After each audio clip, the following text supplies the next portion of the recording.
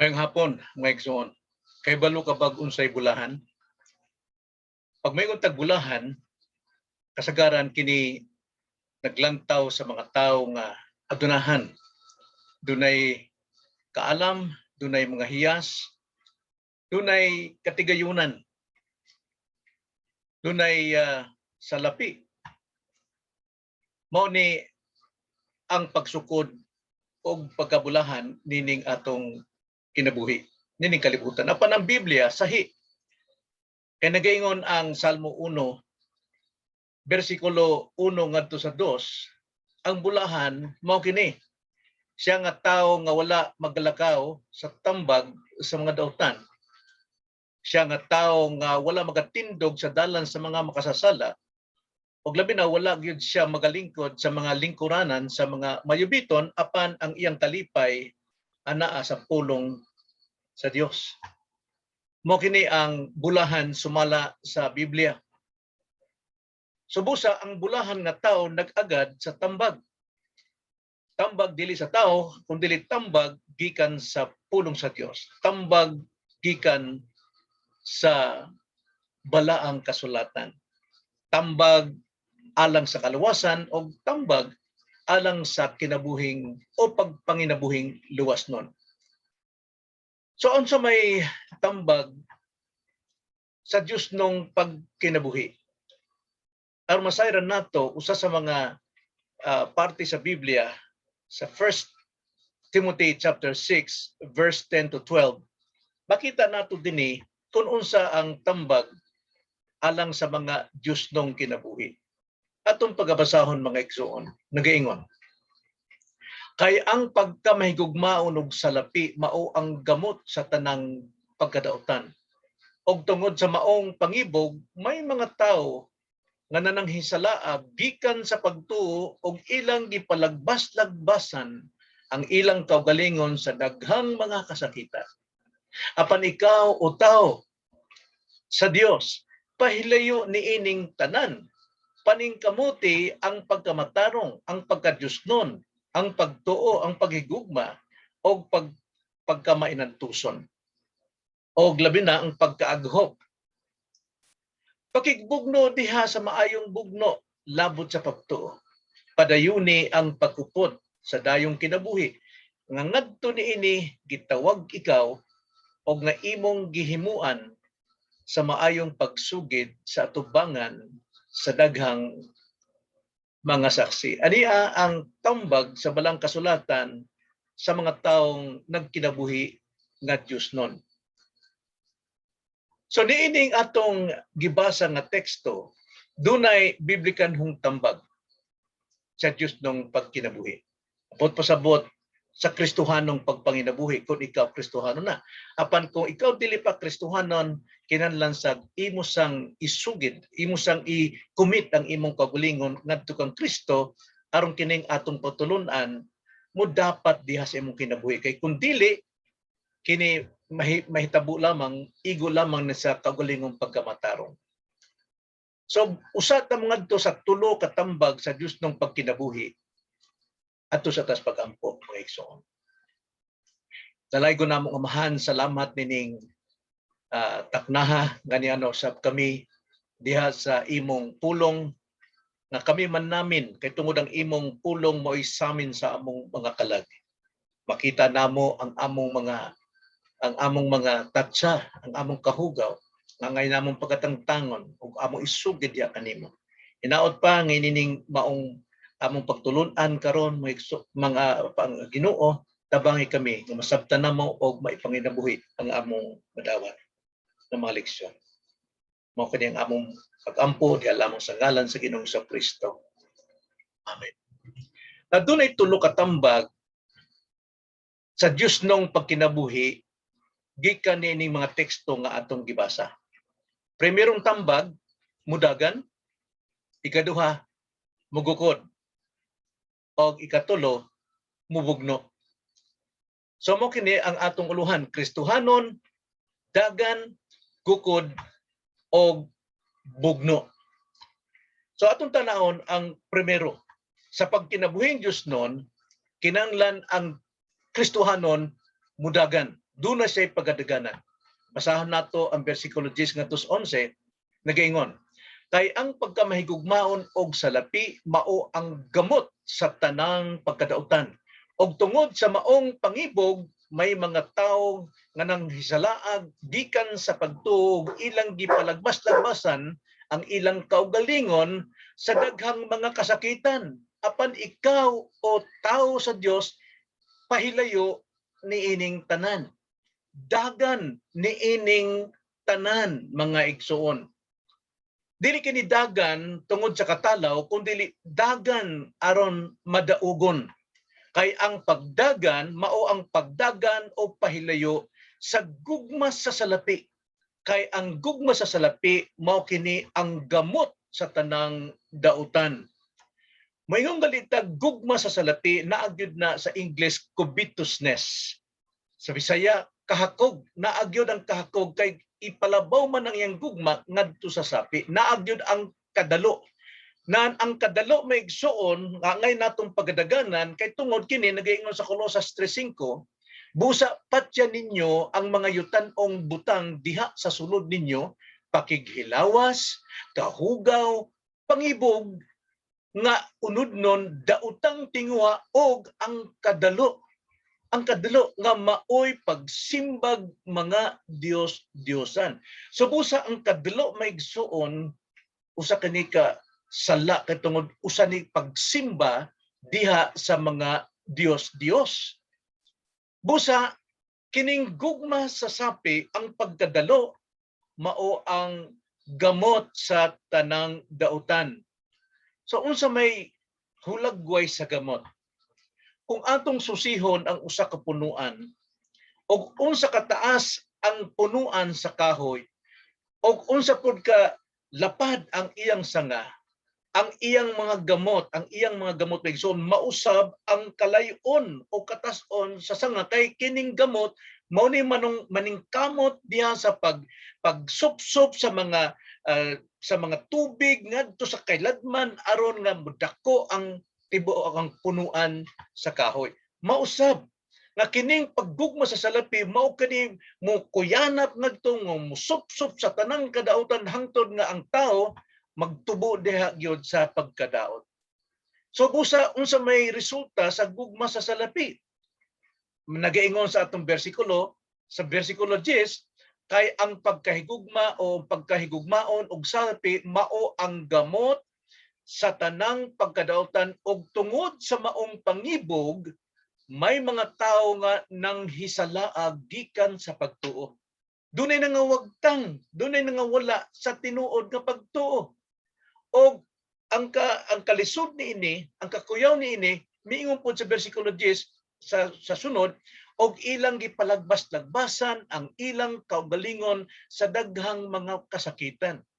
Ang tao mismo nga dili mo biya diya sa gugma sa salapi, silang kaugalingon ilang gipalagbas-lagbasan ang ilang kaugalingon og daghang mga kasakit. Kay sumala pa sa bersikulo 9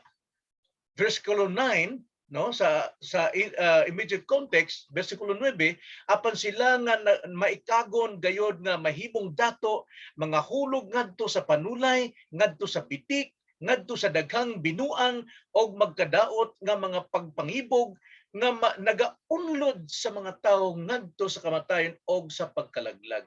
Now kasagaran gayod maigsuon naagali ang gugma sa salapi, naagali ang kaibog, naagali kadalo, kasagaran adton madaot sila sa kalaglagan. Dunay mga tawo nga kwartahan na nila gitago nga tag sa kalibo o sa kamilyon, 300,000, 500,000 apan makadungog sila og business nga dali kaayo mo kita do ginansya dayo mo doble ang ganansya hala kay tungod nahigugma sa ganansya, nahigugma sa salapi, so ilang ihatag ang ilang ipuhunan ilang salapi og tan-awa mawagtang ang tanan. So naa nila ang kaguol, gipalagbas-lagbasan ang ilang kaugalingon sa daghang kasakitan. Apan ikaw nagaingon maigsuon sa bersikulo 11 sa una nagaingon apan ikaw o tao sa Dios pahilayo ni ining tanan. Dagan Mudagan ka niining tanan. Pahilayo ka niini. Apan dili pahilayo o mudagan nga talawan kung dili mudagan alang sa ikaduhang kinahanglan buhaton mao ang paggukod. Doon na kay gukgon. Doon na kay gukgon nimo nga usa ka butang. So ikaduha, ang pagkinabuhi nga Dios nun mugukod. Mugukod gikan sa iyang pagdagan didto sa gugma sa salapi nga mao yung palagbas-lagbas sa tanang kadaotan sa iyang kinabuhi na iyang pagagukdon. Unsa may gukdon atong basahon og padayon ang bersikulo 11. Nagiingon, apan ikaw o tao sa Dios pahilayo ni ining tanan paningkamuti. Paningkamuti. Kanang sulting paningkamuti sa English na sa Bible sa New American Standard, pursue. Sa Bisaya pa lutos, lutusa ang unsa, ang pagkamatarong, ang pagadyuston, ang pagtuo, ang pagigugma, ang pagkamay ng tuson o pagkaaghop. Mauni angay nimong gukuron. Mubiya ka didto sa gugma sa salapi apan dili kay mo dagang ka lamang naay mong buhaton mugukod usab ikaw ngadto sa mga hiyas nga angay nimong ipinginabuhi. Kanang gukod kining paningkamot maigsoon day pulong paningkamot sa English pursue, ang Greek word ana maigsoon nambot pasabot persecute, imong lutuson, no, persecute, lutuson. So unsa may paglutos may maigsoon, ikaw ba nalutos na gilutos ka katungod sa imong pagkakristohanon nga dili ka na mobalik sa imong daang reliyon apan bag-o nang imong kinabuhi? Maikag to mga tao kay di nila mahimo tong imong bag-ong kinabuhi. Busa ila kang lutuson aron nga ikaw mobalik sa imong daan aron mahuyang ka o mapildi ka. Mo nay paglutos. Di lang hangtod sa makadagan ka dito sa gugma sa salapi kinan mulutos ka imong pinikituhon gyud to mga pagkamatarong pagtuo imo ka ng dakpon. So unsa may atong pagalutuson na igsoon sumala sa bersikulo? Primero, ang pagkamatarong adto ta didto, adto ta mahigugma sa pagkamatarong aron kita mulambo. Mao nay atong pagalutuson, mao nay atong pagagukdon. Ikaduha, ang pagkadyusnon. Paningkamutan nato, panlimbasugan nato ni, we have to persecute. I-pursue nato, no? I-persecute nato ang aron mahimo kitang Dios nun, aron muhamtong. Unya ikatulo, ang pagtuo. Ang pagtuo mao ni pagpanginabuhi nato aron kita mulig-on ato kining paningkamutan, panlimbasugan nga magkinabuhi kita sa pagtuo. Unya ikaupat ang paghigugma. Ang paghigugma aron kita mupasayloon sa atong isig katawo kung naatay gugma maigsoon. Kasagaran nato Kristohano na lang gyapon tay kayugot. Doon na lang gyapon tay kasuko pait sa atong isig katawo bisag isang sa usa ka Kristohanon. Apan kung ato kining lutuson, ato kining i-pursue kining paghigugma, mupasaylo na ta. Unya pagkamay ng tuson naata mulahutay gyud ta bisan pa og naalkansi ta kita isamantalahan sa Tagalog pa apan mulahutay gyud ta unya magpabiling kitang maaghop ang sabot mahimong mabuutan ta. So ang pagkalutos nimo niining mga hiyasa kinahanglan usab dili lang kay mudagan jud mulutos ka mugukod ka apan kinahanglan nato ang pagkinabuhing Dios nun mubugno. So ang tambag sa Dios, ang tambag sa balaang kasulatan sa usa ka tawo nga nagkinabuhing Dios nun kinahanglan mudagan sa gugma sa salapi, sa kadalo, unya mugukod ngadto sa pagkamatarong, ngadto sa pagtuo, ngadto sa paghigugma, ngadto sa pagkamay ng tuson, ngadto sa pagkaaghop, unya naapod ang ikatulo mubugno. Kay usa nato ni makuha maigsuon, usa nato magakos ning pagkahamtong sa espirituhanon kinahanglan duno tay bugno. Bugno nato spiritual dili unod nun. Tanawa sa bersikulo 12. Pakigbugno diha sa maayong bugno, labot sa pagtuo, padayuni ang pagkupot sa dayong kinabuhi. Ngadto niini gitawag ikaw og nga imong gihimuan sa maayong pagsugid sa atubangan sa daghang mga saksi. Nagyud ang ating pakigbugno no sa pagtuo aron maipanginabuhi nato ang kinabuhing dayon nga naa kanato. Mubugno gyud ta.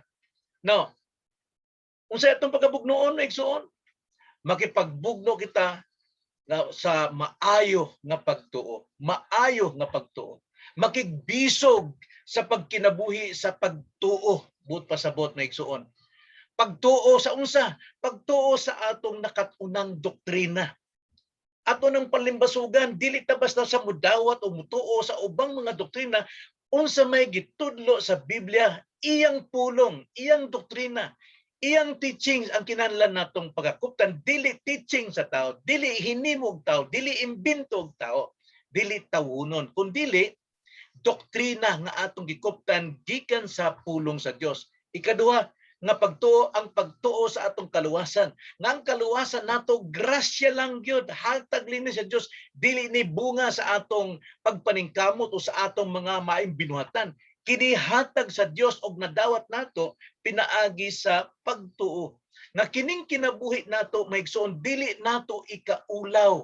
Dili nato ikaulaw nga kita naluwas, nga kita dunay tinuohan, nga tunay makipagbugnog gyud ta diha. Makipagbugno kita nga dili nato ikaulaw ang atong tinuohan nga doktrina, tinuohan natong kaluwasan, tinuohan nato nga pagpanudlo diha sa Dios. Sumala sa Roma 1 bersikulo 6 ngadto sa 17 nagiingon, kay wala ko igakaulaw ang maayong balita. Mao kini ang doktrina, ang atong kaluwasan, maayong balita. Kay kini mao ang gahom sa Dios alang sa kaluwasan sa matag usa nga nagatuo. Sa Hudyo una, sa tanan og unya sa Grisanon usab. Ambot pasabot sa tanang klase sa tao, sa tanang klase sa tao. Kung musalig, mutuo sa gahom sa Dios nga maong maayong balita, ang doktrina sa Dios, naagyod ang kaluwasan.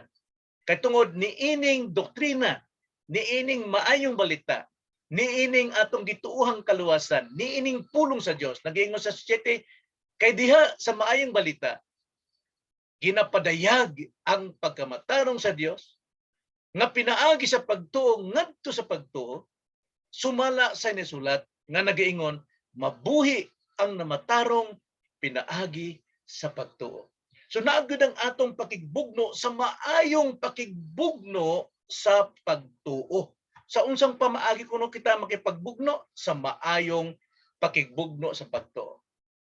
Ato sang tan-awon maigsoon. Unsa may buot pasabot sa maayo nga igsoon. Sa bersikulo 12 nagiingon, pakigbugno diya sa maayong bugno. Unsa man ang maayong bugno? Kanang pulong nga maayo maigsoon sa Griego, duha na ka pulong, duha pod ang buot pasabot. Apan kung ato kining gamiton sa atong kinabuhi, sa matag tawo, sa kada nato, sa atong kahimtang, usaray atong masabtan, mao na ang buot pasabot maayo. Apan kung sa Griego, tin-aw kayo og unsang maayo ng atong pagakuptan nga atong ipanginabuhi. Primero, ang Greek word sa maayo duha, ginganlan og kalos og ang usa agathos. Kanang kalos maigsuon, ang buot pasabot maanindot, maanyag, guwapa, beautiful, guwapo kaayo. Makita sa gawas nung pagpanginabuhi nga very beautiful. Mao kana ang kalos. Ang agathos maigsuon inward, maayos siyang tao, buutan siya, agathos, sa sulod sa iyang pagkatao. Karon ang gigamit diri nga Greek word dinhi sa verse 12, kalos. Kalos. Mao nang kinahanglan makipagbugno kita sa kalos nga pagtuo. Unsa may but pasabot ana? Ang body pasabot niini kinahanglan ang atong kinabuhi, ang atong pagkipagbugno diya sa maayong pagtuo makita sa atong gawas nung pagkinabuhi nga gwapo kayo, very beautiful. Kay tungod mao kada ang sulod nato. So unsa ang pagbugno sa maayong bugno sa pagtuo? Mao ang pagkinabuhi sa pagtuo nga atong nadawat doktrina o kaluwasan nga maanyag, gwapo, gwapa, makita sa atong kinabuhi, maanindot nga kinabuhi. Hayag kayo sa atong kinabuhi. Dili ni bugno sa unodnon, dili sa pag-make up, dili sa pag-arte, dili sa unodnong lihok, dili kung dili maanyag nga maayong pagkatao, mabalita nga ikaw Diyos nun katungod nagikan po ang agathos sa imong sulod. So dili kini bugno sa unugnon kundi paanindutay og kinabuhing Kristohanon. Makipagbugno kita sa paanindutay sa atong pagpanginabuhi. Pagkupot nato sa eternal life nga manindot.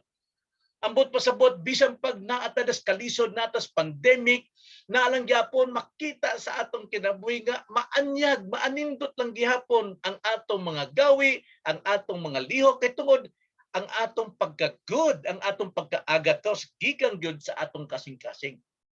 So kini mao'y pagkupot sa atong pagkatinawag nga maanindot, pagkupot sa imong testimonyo nga manindot. Wala kay above reproach.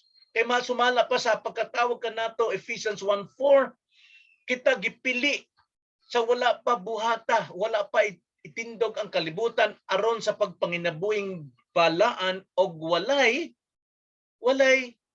tatsa, walay mantsa.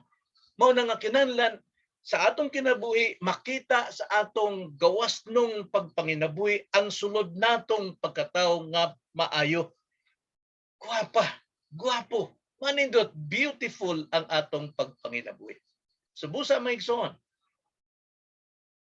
Doon ay panultihon, nakinumdum ko nitong 1957 dito sa Escolta sa Maynila. 7 years old ako nito. Kadas musuroy ko sa Escolta, pag abot dito sa Plaza Goite, naagyo diha ang sweepstakes na office kang Manuel Oy. Onya ang ilang motto mao kini. Ang nagwawagi ay hindi umaayaw at ang umaayaw ay nagwawagi. Sa Bisaya pa. Ang mananaog dili mo sibog, dili mo dagan. Apan ang mudagan dili mananaog. Kung atong tan-awon ni sa Biblia sa atong gitun-an karon, dili magsilbi na. Kay tungod sa atong pagkakristohanong Dios nung kinabuhi, kay baluta nga ang dili musibog sa gugma sa sapi pilde. Apan katong mudagan sa gugma sa sapi og mugukod ngadto sa pagkamatarong pagtuo paghigugma pagkamay ng tuson mao gyud ang mudaog. Daghay na miligro sa kinabuhi sa daghang mga tao. Daghang kaayo na miligro ni. Ang ilang tambag ayaw nakatras kay nagsugod na ta. Apan ang tambag sa Biblia dagan. Paylayo, kukod ngadto sa pagkamatarong og makigbugno ka sa maayong pakigbugno. Kay tungod ka ng ubang tambag dili na Dios ton apan ang Dios tong ang tambag dagan, gukod og bugno.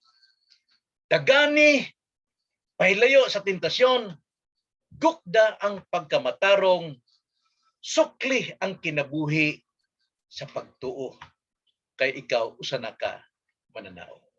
Mao kini ang pulong sa Dios maigsoon adto ta sa pagampo. Wala na mong Dios kagamhanan. Salamat sa imong pulong nga mooy maghatag namo og giya sa among kinabuhi. Ug usaon namo pagpanginabuhi nga Dios nun nining kalibutana nga punos kang ngit-ngit. sa kadaot o evil, wickedness and evil. Lord, hinaot pa, taga-imig, grasya, nga among mahimo, nga among mabuhat ning pagdagan gikan sa gugma ning kalibutan o mugukod mi ngadto sa pagkamatarong o mag-antos mi diha sa pagpanginabuhi hangtod kami mahamtong diha sa pagkamatarong. Salamat Lord kining among pag-ampo diha lamang sa ngalan sa Ginoong Kristo. Amen.